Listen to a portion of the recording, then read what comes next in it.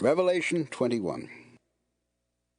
I saw a new heaven and a new earth. The first heaven and the first earth had disappeared, and so had the sea. Then I saw New Jerusalem, that holy city, coming down from God in heaven. It was like a bride dressed in her wedding gown and ready to meet her husband. I heard a loud voice shout from the throne, God's home is now with his people. He will live with them, and they will be his own. Yes, God will make his home among his people. He will wipe all tears from their eyes, and there will be no more death, suffering, crying, or pain. These things of the past are gone forever. Then the one sitting on the throne said, I am making everything new. Write down what I have said. My words are true and can be trusted.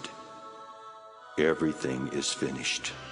I am Alpha and Omega, the beginning and the end. I will freely give water from the life-giving fountain to everyone who is thirsty. All who win the victory will be given these blessings. I will be their God, and they will be my people. But I will tell you what will happen to cowards and to everyone who is unfaithful or dirty-minded, or who murders, or is sexually immoral, or uses witchcraft, or worships idols, or tells lies. They will be thrown into that lake of fire and burning sulfur. This is the second death. I saw one of the 7 angels who had the bowls filled with the 7 last terrible troubles. The angel came to me and said, Come on, I will show you the one who will be the bride and wife of the Lamb. Then, with the help of the Spirit, he took me to the top of a very high mountain. There he showed me the holy city of Jerusalem coming down from God in heaven. The glory of God made the city bright.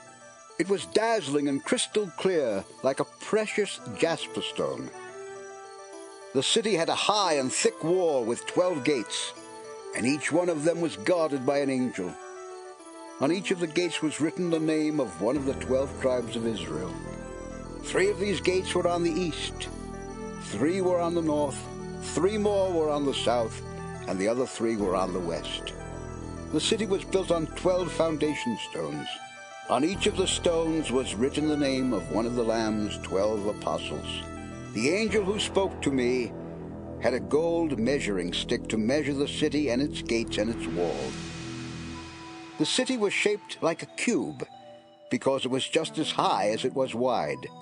When the angel measured the city, it was about 1,500 miles high and 1,500 miles wide.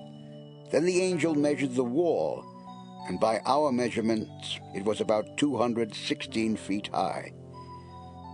The wall was built of jasper, and the city was made of pure gold, clear as crystal. Each of the 12 foundations was a precious stone.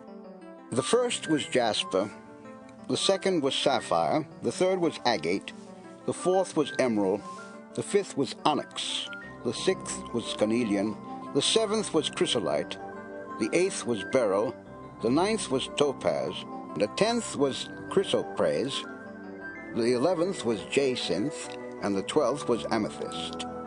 Each of the 12 gates was a solid pearl. The streets of the city were made of pure gold, clear as crystal. I did not see a temple there. The Lord God all-powerful, and the Lamb were its temple. And the city did not need the sun or the moon. The glory of God was shining on it, and the Lamb was its light. Nations will walk by the light of that city, and kings will bring their riches there. Its gates are always open during the day, and night never comes. The glorious treasures of nations will be brought into the city, but nothing unworthy will be allowed to enter. No one who is dirty-minded or who tells lies will be there. Only those whose names are written in the Lamb's book of life will be in the city.